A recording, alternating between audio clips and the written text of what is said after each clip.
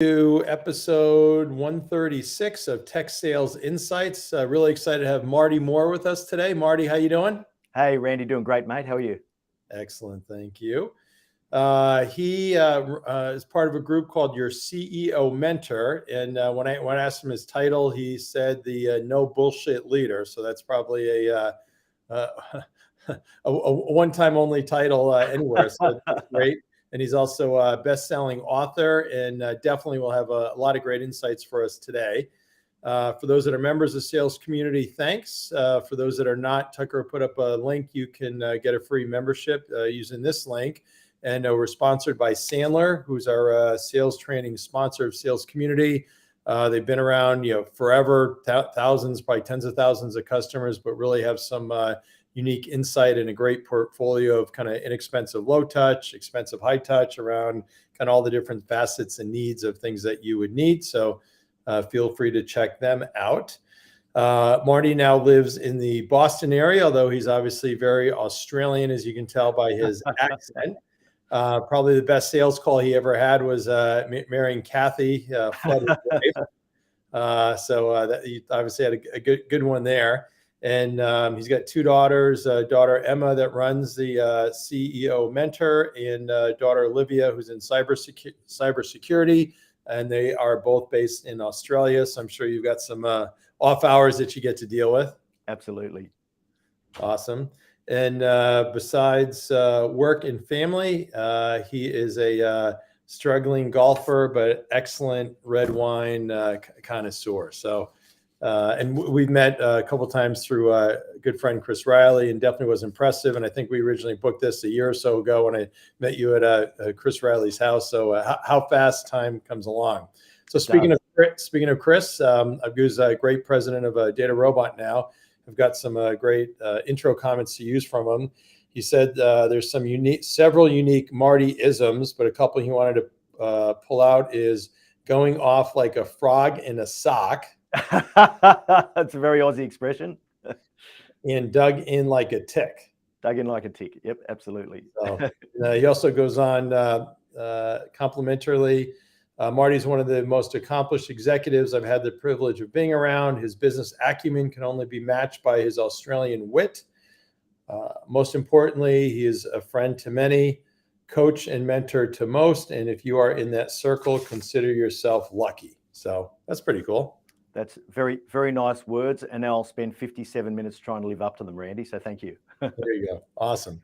So talking about your background, usually with guests, I'll say, talk about your first job out of college, but admittedly, you said you failed out of the University of Sydney.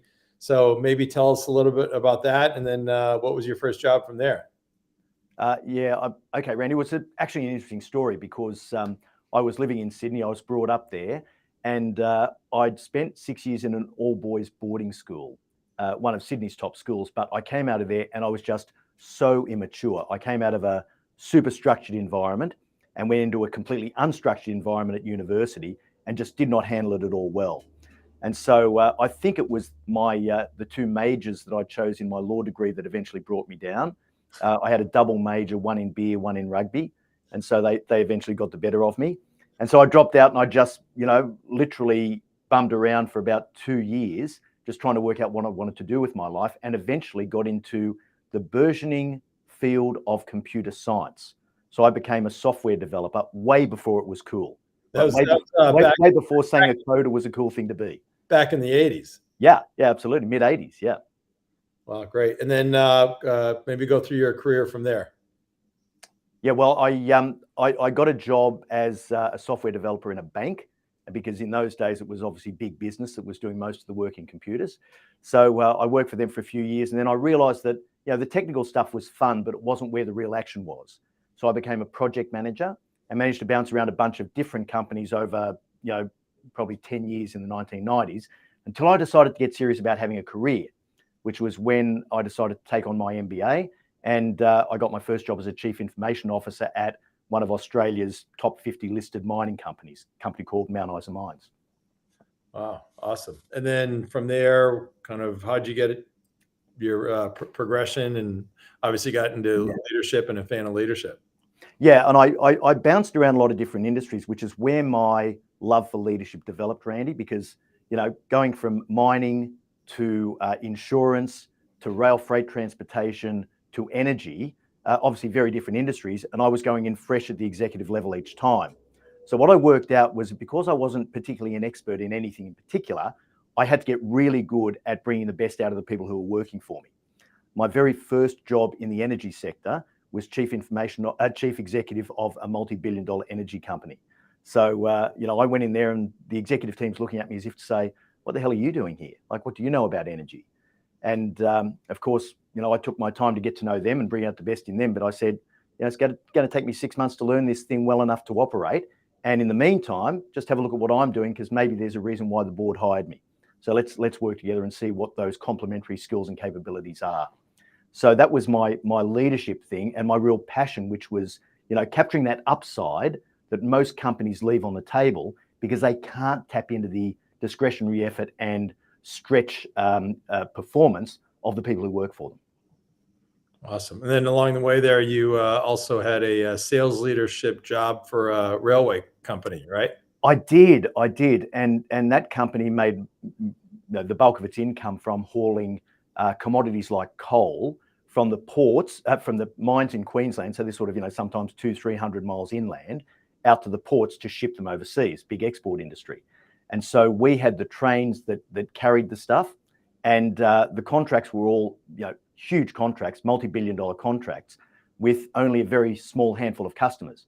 So, we had 20 customers really, and only 7 of them mattered, who were big enough to have those really big hauls. And so they were long lead negotiations. They were, 12, 18 months to lock in a 10-year contract in a competitive environment. So that was a really interesting sort of sales job to do. Wow, that's great. And then when did you get going with your CEO mentor? 2018, so about 5 years ago. And my daughter, Emma, it was her idea. She started the business and she said to me, Dad, you're so much better than just being a CEO. I didn't quite know how to take that. But when I thought about it, Randy, I mean, let's face it, if I'm CEO, even if I'm CEO of, GE or Boeing or one of those massive companies, how many people do I directly impact in reality? Like maybe 100, and 50 of those don't want to be impacted. So I can have a lot more impact and a lot more reach doing what I'm doing now with, global podcast with, as many downloads as we've had in 150 countries. And I can just get to so many people and have such a much bigger impact doing what I'm doing. Oh, awesome. And then along the way, there's probably some first big moment or aha when you said, okay, we actually have something here. Yeah, there was. And it's funny because, Emma said to me, right, we're going to set this business up. And I said, well, that's awesome, because I always wanted to write a book. So let's develop a book. And she just looked at me and said, Dad, a book is so 2010. We're not doing a book. So I said, well, what are we doing? And she said, well, we're going to start with a podcast. And we sort of toyed around with that idea for a while. But when she said to me, this business model means that you have to give away your best content for free, just freaked me out. So I put my arm around her shoulder and said, come on, darling, let your dad explain to you how business works. Yeah. But she convinced me about how the model works in terms of, putting that best content out there for free. 99% of people will never buy a single thing from you, but the 1% that do are mega fans that can't wait to give you their money. Wow, that's awesome. And then kind of what are usually we've got more traditional tech sales folks. Your business model is obviously a little bit different, but kind of, what would you say in terms of kind of who you actually are selling to, and, how do you bring in money? Yeah, it's interesting because we have a very, very clear target audience, and we target the mid-career leader, as we call them. And we went into a huge amount of thought and detail about what our sweet spot customer would look like. What actually happens is we get people when they've been leading for long enough to realize that it's harder than it looks, but they haven't been in it so long that they start to believe their own bullshit and think that they've got it all mastered. So we're catching them in that sweet spot of their career where they're trying to improve their skills to perform better. And how we make money is we have a whole range of products. We've got a product stack that starts with the top of the funnel, which is our free podcast. We have a number of free downloadables on our website, masterclasses, little short video masterclasses and PDF downloadable things. But it all feeds into our paid product suite, which is things like our evergreen courses. We do one for career executives called Landing Your Dream Job, which we're releasing shortly. But our flagship is an 8-week program called Leadership Beyond the Theory. And that's really the culmination of the No Bullshit Leadership Framework that you would have seen in the book. When I say people are ready to implement and they're ready to get serious about improving their leadership skills, this gives you the roadmap to do it, because it's very practical, right? It's based on my leadership experience, not on any theory, so to speak. Gotcha. That's awesome. And then with your kind of go-to-market or kind of sales effort there, any particular challenges that you have or are having? All the time. So we're we're beholden to the ad market largely. Obviously, we use Facebook, LinkedIn to advertise, as people do. And at different times, depending on what's going on, the targeting is either more or less accurate, and the conversion cost is variable, as you know. So we've got a marketing team in Sydney that's looking at that all the time, and they are now extremely expert in how to actually manage that. But we live and die on our mailing list. So we use ActiveCampaign for our customer base. And we have a small, when I say small, maybe 50,000 people on our list, but it's really high quality. So anyone who hasn't opened our direct mails for, I don't know, 3 months or something, we just take them off the list, just send them an email and say, hey, looks like you don't need us anymore. We're just going to remove you from our list. So we keep it pretty clean and very focused and targeted on people who are genuinely consuming our information. And we collect a lot of data and tag a lot of different things in there, so we can be very, very surgical about the information that we send out to different people. We can target, just founders of companies. We can target, anything you'd like to slice and dice that data up with. We do that with our marketing team in Sydney. Wow. Awesome. Great. And for those watching along or listening, feel free to post any comments or any questions for Marty here as we go. So title topic, No Bullshit Leadership. Love the topic. Why did you come up with that as a name? Well, we were trying to think of something that was snappy and described what we were doing. So that was the name we came up with for our podcast. And that was, way back in 2018 before we released our first episode in September. So, pretty much 5 years ago to the day. Emma and I were sort of planning this for about 6 months before we launched. And we went through, as you do when you're brainstorming this sort of stuff, a dozen different titles. And we're sitting around my pool in Brisbane one day, and I think it took 3 or 4 cocktails, but I eventually said, how about No Bullshit Leadership? And both of us just looked at each other and went, yes, that's it. And it was interesting because that was, it's good to have a catchy name, right? But the content's got to be good as well. Yes. You don't get far if the content's no good. People will go, oh, that's interesting. And then they get 3 minutes into an episode and never listen again.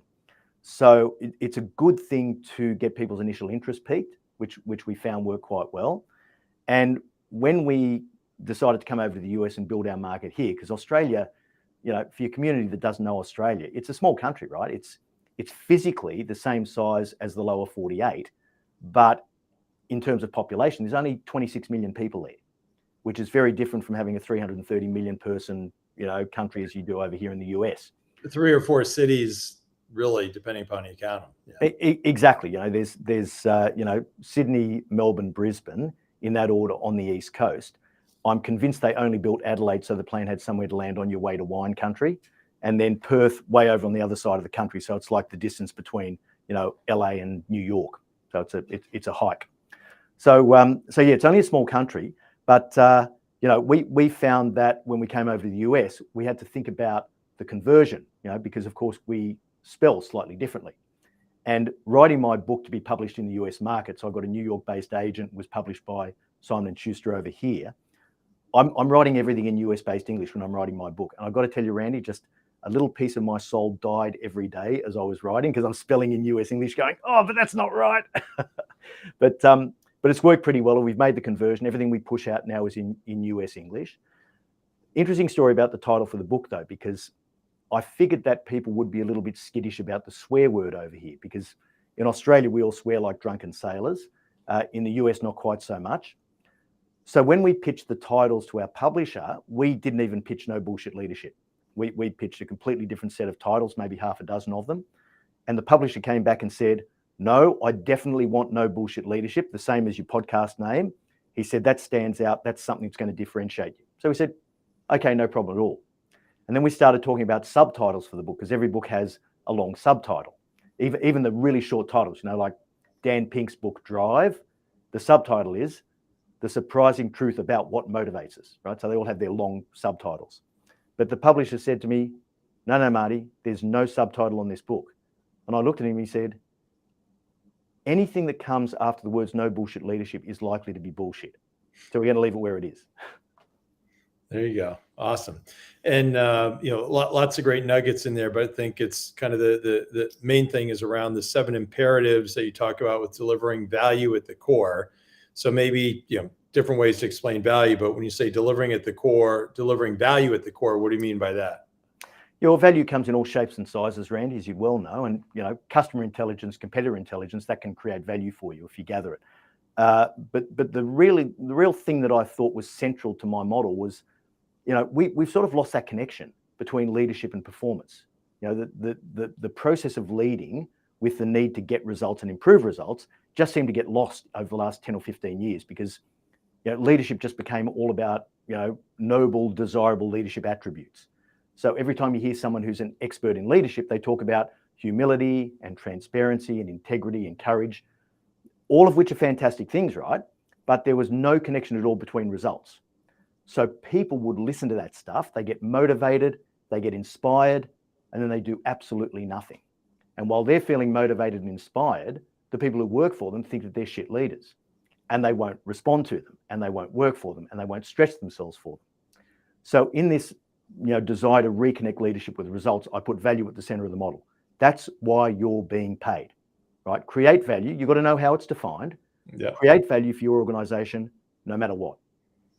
Awesome. And so the first of the 7 is handle conflict. Yeah, and I found that to be one of the biggest career killers for people. They just simply could not have a direct confrontational conversation with someone and remain calm and fearless and rational. It's just such a difficult thing to do because it goes against our human nature. So I found that was probably one of the biggest things that held a lot of leaders back from being as good as they could be. Yeah, trick I found along the way, and I would have teams, like have thousands of people at some sales kickoffs, and I'd kind of go through this, say, let's practice saying, can I give you some feedback, right? Because nobody ever knows how to say, how can I conflict? How can you receive? How can you send? So I just say, hey, Marty, can I give you some feedback? And then you're like, okay, I'm going to hear something. I may not like it. I'm going to be ready. Well, when you said this or did this, I thought maybe you could do this better or do that better, right? But having people practice and having that as a company culture, which I think en masse companies don't do and leaders don't do, right? So you need to resolve conflict because the enemy's outside, not inside. Absolutely. Second one you have is build resilience. Yes, and resilience is pretty key. I think a lot of leaders, as they go through organizations and get higher and higher up, they get a natural level of resilience because you can't avoid it. You're getting stuff hitting you all the time, right? Obstacles, setbacks, disappointments. And you do tend to build a natural level of resilience. But I find that what that pushes most people to do is they get really good at putting their game face on. So they can look like they're completely calm under pressure. But you can still feel this disconnect because inside they're quite panicky. And so I talk about this feeling of grace under pressure where you're completely relaxed on the inside. It's like, for all you in the community here watching today who aren't New England's Patriots fans, you're probably not going to like this, but it's like Tom Brady when he walked on for that first set of downs in the Super Bowl a couple of years ago. I had a look at his face. I reckon his pulse rate wasn't over 50, walking on for one of the biggest moments in his life, because that's a guy who could really handle pressure. He had grace under pressure, and you could see it in everything he did, in his body language, in the way he moved. So it's using the tools to get good enough under pressure that you have that complete congruence between what's happening on the outside and what's happening on the inside. Totally. Probably helps that I think he played in as many Super Bowls as the whole Atlanta Falcons team had played in. Absolutely. Absolutely. By the way, getting honored this Sunday in Foxborough at the Eagles game. So third one is work at level. Yes, and working at the right level is probably the most common mistake that de-optimizes team performance. And so when you're leading a team, it's very, very easy when you see someone not doing what they're supposed to do or not doing it to the right level of quality for you just to dip down and do it for them. because you're solving the problem, you're keeping your own technical skills up to date, and you can have this moniker of, I'm the guy who always delivers. And so it's very easy to go and compensate for someone else and do their job for them. The trouble is, as long as you're doing their job for them, you're not doing your own job. It's the first problem. The second thing is you never find out what people are capable of because you rescue them all the time. Yep. And the third thing is you can't build capability that way because you never stretch people and let them make mistakes, and you tidy up after them. So working at your level and doing the job you're paid to do at that right level without overcompensating for your people below you is a really important concept. Oh, awesome. And then what do we hear? Fourth one is connect the dots. Yeah, so that's the last one. Master ambiguity is the next one. I'll connect the dots at the end because it's connecting all of it together. We'll connect. Okay, got it. Yeah. All right, sorry. So mastering ambiguity is the next thing, and that's really just about, when you think about ambiguity and complexity in our environment, at the level of a CEO, there is no black and white at all. It's just 1,000 annoying shades of grey. That's all you see. But down on the front line, someone's got to know on that front line what they need to do right now, today, to be successful and to do a good job. And so somewhere between the very top where there's no certainty and the very bottom where they need complete certainty, that's got to be translated by leaders and communicated. So that master ambiguity is all about how do you actually absorb the ambiguity and sit in it comfortably while still giving clear direction to the people who work for you. Awesome. And then make great decisions. Yeah, and funnily enough, Randy, I think the biggest problem with decision making is that people are just too slow. So many decisions they just sit on because they want to perfect them. I need more data. I need more consultation. I'm not sure if this person's on board yet. How do I actually do this? And the moment passes. And so your team can slow down to glacial speed if you don't create this tempo of decision making where, momentum is just so important. It's so much more important than perfection. And so if you're driving for momentum, you can always adjust as you go. And your decisions don't have to be perfect. They just need to be, pretty good. If you look at the stats from any sort of sporting competition, PGA golfers, when they tee off, they only hit the fairway about 60% of the time, and that's the very best of them. And so 4 times out of 10, the ball doesn't go where they want, and it doesn't matter because they're consistently excellent. It's the same in baseball. If you get to first base 1 in 3 at bats, you're going to be in the top players of all time. So, understanding that it's okay to fail because that's part of the process, and you've just got to be consistently excellent with your decisions. Yeah. And you also have a recently published Harvard Business Review article on how to make great decisions quickly. So would you subscribe that doing it quickly is better than maybe quickly and not perfect is better than waiting and having to take longer and then maybe be a more perfect decision? For sure. Absolutely, Randy. And I think, in that article for Harvard Business Review, I actually spoke about the decision-making framework, like what makes a good decision. And there's 8 elements to it, the final one being speed. And so you can go through those other elements and say, okay, I've checked this box, right? I've got enough information. I've consulted enough people of the right type. It's not consensus decision-making. They're the worst decisions. But I've spoken to the right people who can actually add value to it. I've thought about the holistic impacts. I've looked at short-term and long-term implications. So you can go through this checklist and do it really, really quickly and still make a great decision. So you said there, consensus. I think today's kind of day and age, people are they're more kind of pleasers, want to do what people want and all that stuff. So talk a little bit more about why consensus is bad. Okay, so Randy, kill me now, right? Consensus is just poison in your organization because you're trying to get everyone's opinion fed into the final decision. And what you end up with is this Frankenstein's monster, right? Just stitched together. You get a decision that everyone can live with, but no one's happy with. And you couldn't find one person that thought it was actually the right decision. And so the consensus decision takes a really long time to arrive at. And because it's been a process of compromise, you're just driving it down to the lowest common denominator. And that's not going to give you the best decision ultimately. And that's why this ties in so well with the final piece, which is accountability. If you drive accountability, you've got one person who's making a decision. They're accountable for it. One head to pat, one ass to kick. They both belong to the same person. And if you can do that, you'll get awesome decisions made in the right time frame by the right person. And that's what you're after. That's execution, like supercharging. Awesome. And then now we conclude it with the connecting the dots. Yeah, because all of those concepts are a little bit isolated. They do connect, but when you see the day-to-day things that you need to do to make them happen, so how do you actually roll out changes to your team? If you actually think you want to do something different, how do you take it to them? How do you get them on board? How do you manage someone's performance so that you're lifting them to get the best out of them? And I'm not talking about underperformers. I'm talking about, your best performers. When they come in every day, they'll give you maybe 80, 85% on any given day. If you can lift them, they don't give you 10% more than your average. They give you 200% more than your average. So how do you actually stretch everyone to get the best of their individual capability out of them? So that sort of stuff's in Connect the Dots. Yeah. Awesome. But then also now in this kind of wacky Zoom kind of day and age, it's one thing if you're all in the office together in teams, or even if there's remote teams, but people at least are together now where they're kind of so spread out and there's this quiet quitting and all that. Kind of any words of wisdom there?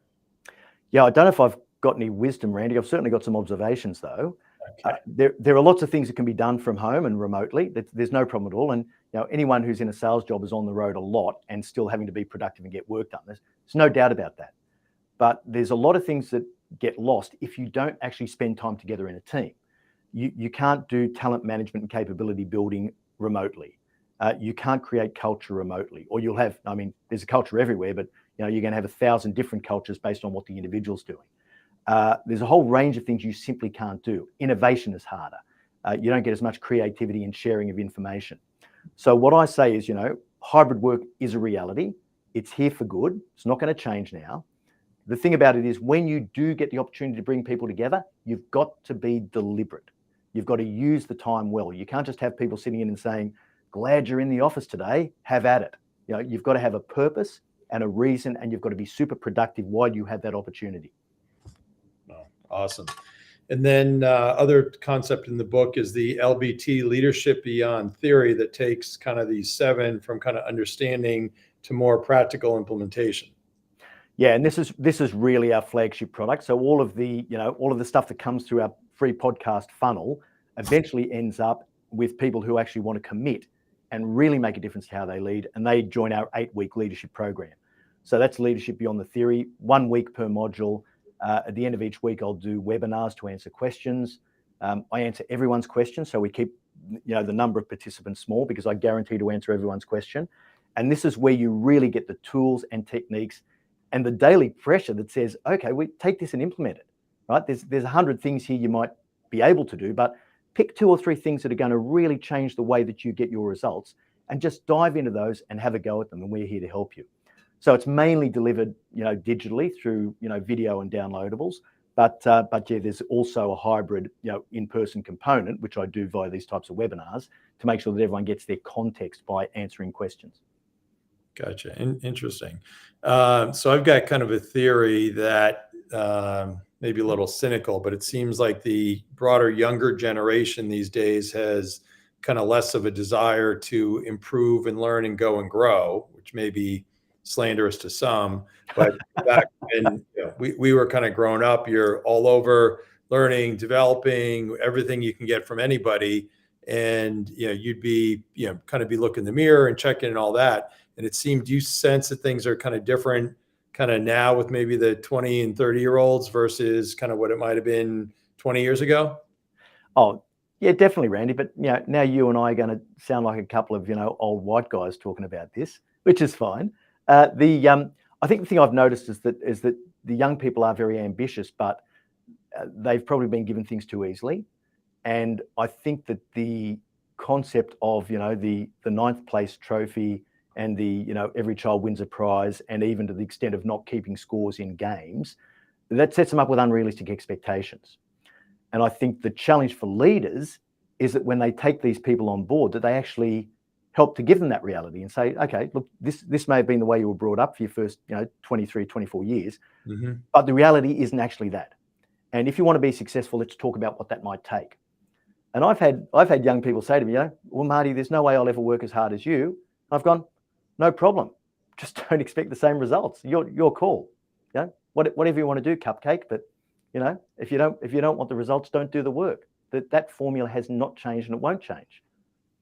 Right. Exactly. I do a post, which is I might be old school, but in the work ethic, think was Tucker could correct me. I think the work ethic one was a week or two ago. Then the one this week was on that desire to learn. Coincidentally enough, and you also talk about career accelerators that can't be learned in business school. Yeah, and I think there are no silver bullets to this stuff. We know that it is about the right disciplines and the right habits. And we all know how easy it is to develop bad habits, Randy, and how difficult it is to develop good habits. But if you dedicate yourself to that and you understand the really core principle here, which is that motivation follows action, not the other way around. And we all know that, right? But it takes us a few years to learn. So if you can actually drum that into someone at a much earlier age, they'll have a much better chance of seeing the opportunities that are there and getting themselves into the right frame of mind that they can be successful and see them when they arise. So I think that, do it until it feels okay, not do it because it feels okay. Gotcha. There you go. And of course, getting feedback along the way whenever you can from everybody, anybody's helpful, right? Oh, for sure. And I mean, the number one thing about learning to lead better is to have that level of self-awareness. And I was terrible when I first started leading. I was awful because I was so arrogant and it was all about me proving how good I was. And that was okay. Like I got by okay on that for a few years, but it just dawned on me one day how incredibly ineffective my leadership was. I just wasn't getting any real value and delivery out of the teams that were working for me. So I really changed my tune on it. If it wasn't for that, just that tiny little bit of self-awareness, I could be just as bad today, theoretically. so it's critical you got that. You've got the ability to just look at your navel and say, maybe I didn't do that well, or maybe I need to get better in this area. Yeah, totally. And I've got, probably you like me, several pet peeves, but one is, leaders that, say I, and I'd argue anytime you say I, you can say we. And it just, anytime I hear that, I just totally tune out. And then whenever I hear or see, then I try and circle back and give people feedback. But I mean, that just is such a, turn off right away, don't you think? Oh, it absolutely is. And I don't know how widespread this is, but I use this little nickname for people. I call them the optometrist. And I call them the optometrist because every time they open their mouth, it's I. So we see someone like that, we go, there's an optometrist. There you go. All right, I'll have to use that one. And you also have lots of great information on how to become a C-level executive. So any 2 or 3 nuggets in particular? Yeah, I think absolutely. This really touches on the concept of working at level, Randy, because to do the job that you want to do, a lot of people think that being a workhorse is the way to do it. And we both know work ethic is critical. It's a chip into the game. It's necessary, but it's not sufficient. But a workhorse is someone who does everything they get told to do without question. They just put their head down and get away and do it. And they work longer and harder than anyone else. So no one's going to stop them from doing that. But they don't push back. They don't question. They don't add value at the broader level. They just get in and do what they're told. So they're good soldiers, right? And I think the difference between a workhorse and a trusted advisor is really, really obvious. And a trusted advisor who's someone who thinks above their level, not below their level. They are thinking about the breadth of issues that are relevant and important to their boss, not the breadth of issues that are relevant and important to the people who are supposed to be doing the work that they're being paid to do below them. So I think that's one of the key things, is think like a trusted advisor and not a workhorse. Relationships, of course, are absolutely critical in anything. So building a level of credibility and respect beyond your direct line of managers, so that you have, when they do talent management sessions in large companies, as you know, they sit around the table talking about people, and you'll have a bunch of different executives who the reporting line doesn't go through, who will have an opinion. And so when those conversations come up, I always want them to say, oh yeah, Marty Moore's solid. I don't want a guy from left field who I don't know well enough saying, well, I'm not sure about him. The only time I saw him, he cracked an inappropriate joke, which I want to do. So I think developing relationships is critical. And I think one thing that I've found held me really in good stead during my career was that I never cared about the job. And when I say I never cared about it, I never cared enough about the job to compromise what I thought was the right thing to do. So even if I was going to piss someone off at a higher level, I was okay to do that because I thought, if this company doesn't value my fearless contribution, then it's not the right place for me to work. So not being wed to my job, not being insecure about the possibility of losing my job was super liberating, because then I could do what I thought was right at the right time because it needed to be done. And that gave me a huge amount of power that a lot of my peers didn't have because they were too shy or too scared to use their voice, even though they might have thought the same as me. For sure.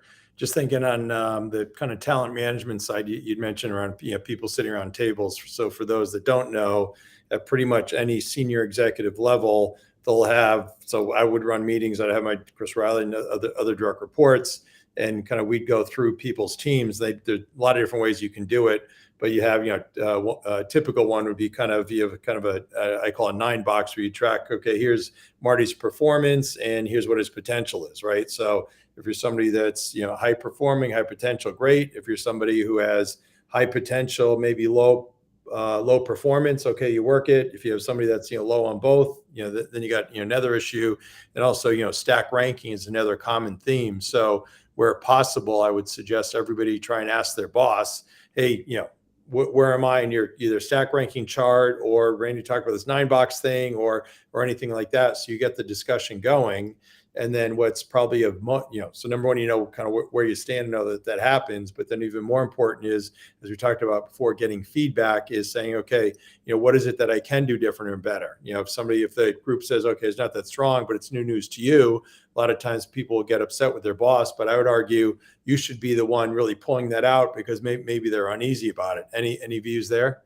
Yeah, I couldn't agree more, Andy. And one of the really important things for me about talent management and using the 9 box process and stack charts is pretty common in larger organizations, is that I always felt as though as a leader I had an obligation to tell people where they actually sat. So I would schedule meetings after a talent management session, which we ran, I think, 6 monthly in most of the larger organizations I was in.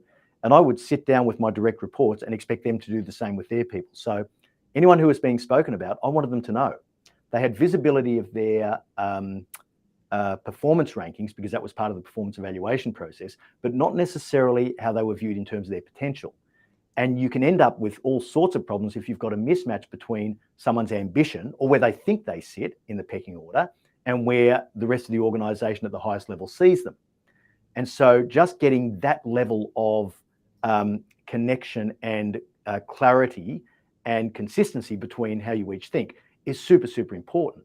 And then that feeds into a development plan. Okay, well, if you want to be here, if you want to be a general manager, here's the sort of stuff you're going to need to improve. Here's the sort of education you'll need. Here's the experience you'll need. How can we get you there? And some conversations are much harder. You want to be a general manager, not in your lifetime, sunshine, unfortunately. So let's talk about what the best career path for you is, because you're clearly a very, very technically focused person who will struggle to break out of that. So let's find a better path for you. So all of that stuff comes from talent management. And if you do it properly and give people insight into what's being said about them, they respond super, super well, even if the news isn't good. People love clarity more than they hate bad news. Totally. And I also found a lot of times people leave the top performers alone, work on the bottom performers, but I'd argue the top performers are the ones that yearn for the feedback. And by the way, you're going to get a smidgen of an uptick from a top performer in performance brings huge value versus somebody who's maybe struggling. You still have to go through to try and help them, but there's really huge value in helping the top performer.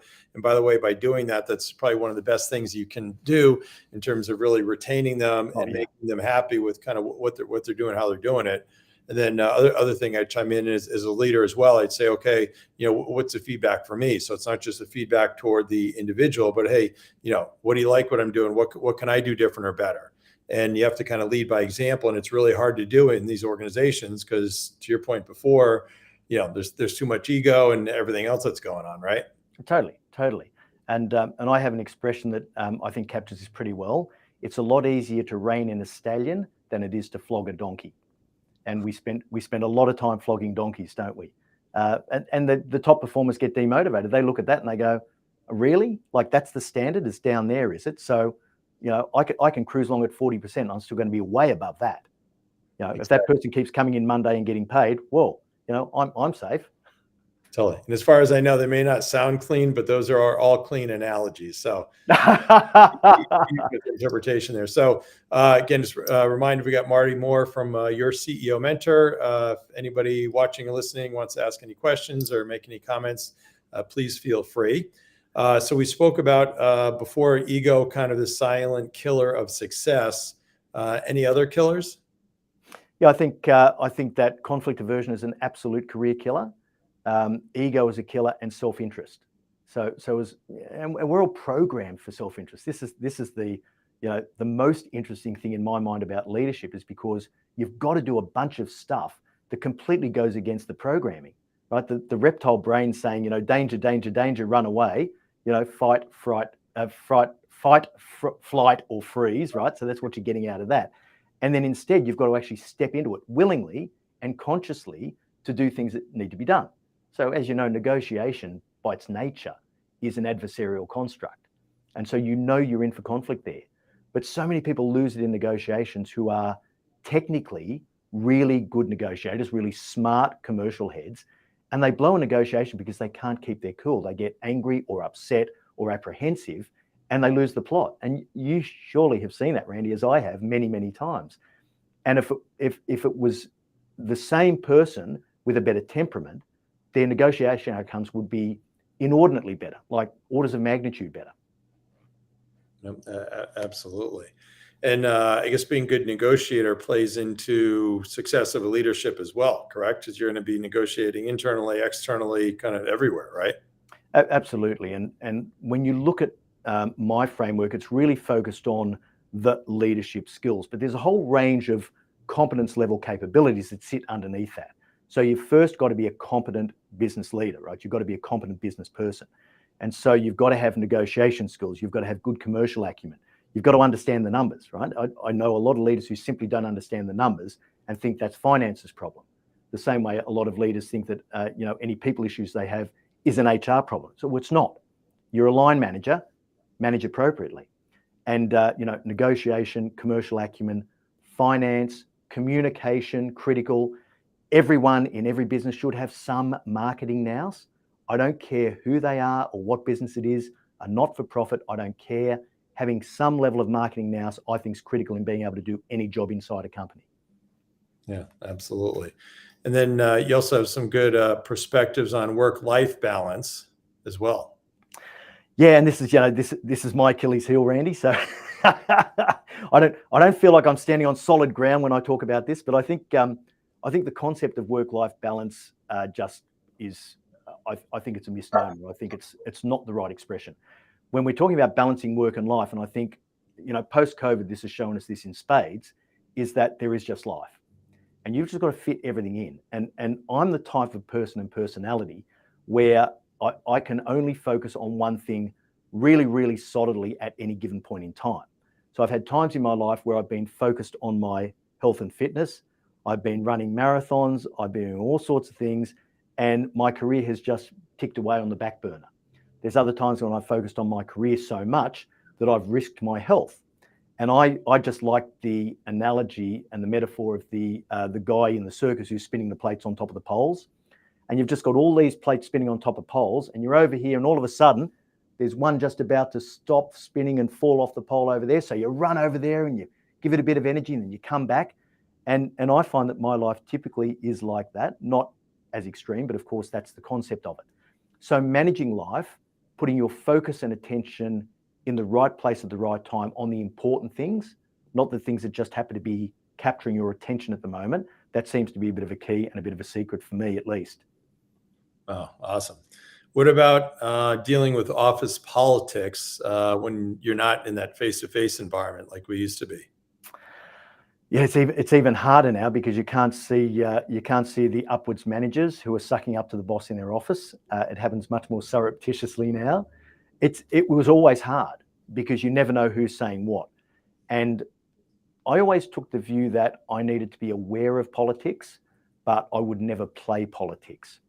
And it brought me undone probably more than once because I was blinded or I didn't have visibility of what was going on politically.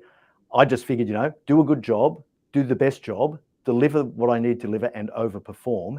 and everything else follows from there. It'll just be enough to hush any voice that is contrary or conflicting. And it wasn't always the case. It's not. And larger organizations can be highly political and they can be quite destructive.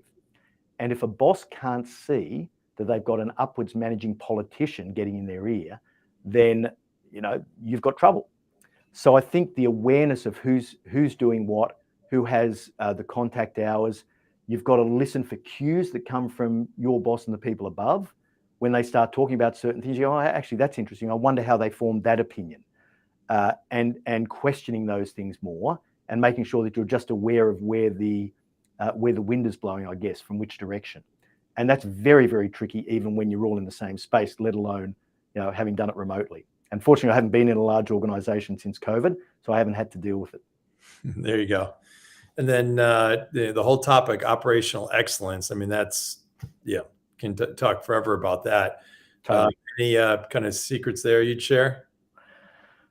Operational excellence, in my mind, Randy, is really about having the right culture. And it's the culture of excellence over perfection, continuous improvement, that, better, faster, cheaper, and questioning what's there. I went into some industrial businesses to work as an executive where they'd been doing the same thing the same way for decades. And to just go in and ask the dumb questions, like, hey, I'm probably wrong, treat me like a 5-year-old, but can you explain why we do this way? And asking those questions is super important. Now, in one company I ran, I had a great operational excellence initiative because we found out that one of the power stations that was part of our portfolio, the workforce was super, super low productivity, like super low. We called in a consulting firm who were experts in operational excellence reform, and they went and did what they called DILOs, day in the life of. So they do the day in the life of an electrical fitter. They do a day in the life of a maintenance team. And they just follow them around. It's almost like a stopwatch, time and motion study, right? And the figures they came out with were absolutely astounding. There was one particular team they found who had a tool time, so in other words, productive at work time in 1 week of 12%. So 88% of their time was spent on stuff that wasn't directly contributing to what they were supposed to be paid to do. And so once you've got these sorts of numbers and you've got some sort of basis for comparison, you can sort of say to the teams, okay, guys, don't know about you, but I'm not thinking this is top quartile. So let's have a think about how to go about it.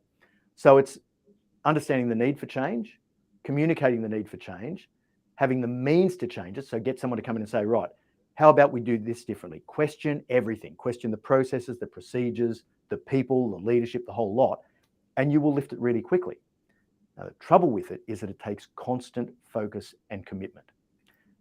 And in this particular case I'm talking about, when I left the organization as CEO, within 12 months, those teams that we completely reformed and got them from, an average of maybe less than 30% tool time up to the 75 to 80% tool time, slipped way back, right? Because it didn't have that constant focus and attention and commitment.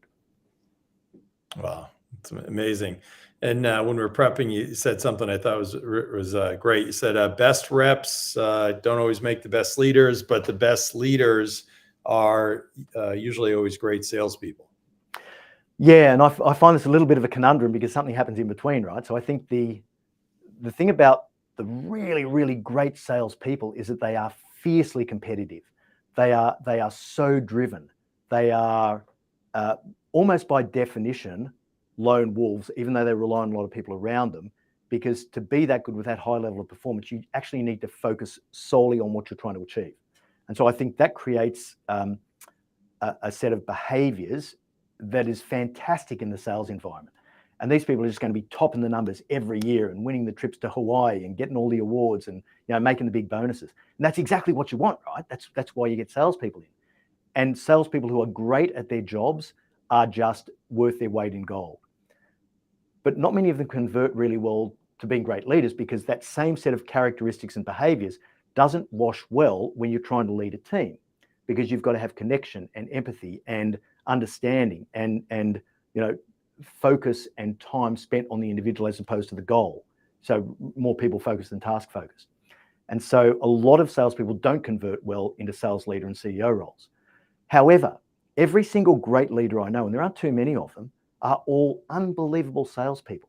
Their ability to communicate and influence and listen and pull out the most important and relevant details in a conversation and play them back and win people's approval and acceptance. I mean, it's masterful to watch. So I find it a little bit of a paradox, actually, that's the way the world works. Wow, that's great. And I mean, a bunch of us that grew up at EMC theoretically were strong in the sales side. Then I think it's probably do you have the potential? Do you want to be coachable? Do you want to go into leadership? Yeah. If you do, then you got to make sure you kind of get rid of some of those attributes, maybe Yeah. great for some of these leadership attributes, right? Absolutely. And I think what you said there, Randy, is so insightful, because we're talking about the conscious choice. And a lot of organizations don't actually give the conscious choice. So EMC is obviously a great organization. But when you think about, a salesperson, they say, you're a great salesperson. Let's promote you to here. Oh, promotion? More money? Sure. More power? Sure. And they don't really think through what that means. So just having that little pause to say, let's make a conscious choice here. Let's be deliberate about it. Where do you want to be? Yeah, That's I think financial services, I think, does that a lot, where they've got strong individual contributors, they promote them up, and then awful as leaders, right? Absolutely, yeah. So now turn the tables back on you. I'm sure you've had some good mentors over the years. Any kind of fond advice that you can recall? Oh, heaps. I mean, the mentors I tended to have later in my career, I worked out how to cherry pick really well. And so instead of having a mentor who I'd go to from time to time, I would have specific mentors in different areas where I knew I needed a little bit of help from time to time. So, for example, I had a mentor who was purely industrial relations and unions. And he was a guy who had been brought up on the waterfront wharves in Sydney, loading ships at the age of 16, worked his way up, become an executive, led a huge waterfront reform in the late 90s. There was no trick that the unions could play that this guy hadn't actually either been involved in or seen from the executive level.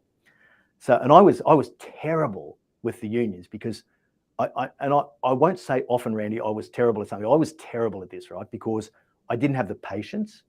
I could not sit there and listen to some of the shenanigans that the union organizers would come out with. It would drive me nuts. My blood would boil. And I know I'm trying to be a better person, but in this case, I found it really hard. So when this stuff was going on, I just call this guy and I'd say, hey, Bob, can we get a coffee or lunch next week, mate? Can you put aside an hour for me? I just need to talk you through this. And he was just invaluable in being able to give me a different perspective that I couldn't see, because I was blind to it. I was, everything looked opaque. I couldn't work out why they were doing stuff. And he would say, well, what they're trying to do is this. So they're saying that, but that's not their goal. Their goal is this over here. And that sort of insight and wisdom is so hard to come by. And so I found a couple of people who I could rely on in industrial relations, in commercial matters, particularly M&A, divestments, that sort of stuff, where I wasn't strong, and completely invaluable. Wow, that's great. What about anything for advice that you would give your younger self? Yeah, I mean, relax. Okay, it's going to be okay. You got nothing to prove. It's going to be okay. Keep doing what you're doing. Take more risk. You don't have to be so risk averse. Just have a go. Yeah, I was quite risk averse as a younger person, thinking about what a career path should look like, and thinking about the traditional methods of doing certain things, and working in a way that I think was good. I mean, obviously I managed to get by, but I think it could have been much faster if I had less inhibitions about what I was doing. It's not about me, it's about other people. And if you can actually bring out their best, you'll do really well. So when you're younger, especially 20s and 30s, theoretically, you got less to lose. So take the risk. When Absolutely. you get old guys like us, then maybe not so much. But so you're younger, now, I mean, when we were growing up, right, you had to stay at a company for 5 years. If you didn't, Totally. what's wrong with you now, you can change jobs every year, and that's totally fine, right? So try it. You don't like it, no big deal, right? Totally. And Randy, I don't know if I'm learning from my mistakes or not, because here I am at the ripe old age of 56, deciding to set up a new business, which is super high risk, where there are zero barriers to entry, and it's the most crowded market on the planet. And I was a head of strategy for a company in the past, and the strategist inside me is going, "Oh, that's so dumb! Like, don't do it." Right. But it's working out okay. Oh, awesome. What about, is there any sales leader or sales leaders that you respect? Well, I think based on the principle that yes, the best leaders are also great salespeople. A couple come to mind. I mean, our friend Chris Riley. I've never heard other people talk about a leader with such respect and reverence and clear admiration as they do for Chris. And I've never worked for him, but I tell you what, I would love to, because when I see the sorts of people he turns out, both in terms of their performance and their character, I think that's a rare thing. So I think that's actually quite a great example, really close to home for us. But I look at other people. A guy I worked for years ago, his name's Paul Scurrah. He ran Australia's second largest airline, Virgin Australia, for a number of years. And he was just a brilliant leader who could, I'm not sure if I can say this anymore, sell snow to an Eskimo. He was just unbelievable. He could convince anyone of anything, and he had such a beautiful nature that nothing he said was offensive. He could be direct and assertive without actually ever putting anyone offside. And he just had that beautiful element of connection and personal humility that really made it all work. And so he was just an unbelievable salesperson, taught me a huge amount about, selling in the large, long tail B2B deals, because he was so good at that. And he had all the strategy that sat behind it as well. It wasn't just his personality. So those are the two that come to mind. There you go, Paul. There you go. All right. Well, it's been great. Time flies when you're having fun. I thank Tucker behind the scenes. As always, thank you for your help. Marty Moore, you've been awesome. Your CEO mentor, and the great title, the No BS Leader. And Sandler, thanks for being the sponsor. And if you're not a member of Sales Community, feel free to go ahead and join. So, Marty, great job. Thanks. Appreciate it. Thanks, Randy. Great to be on.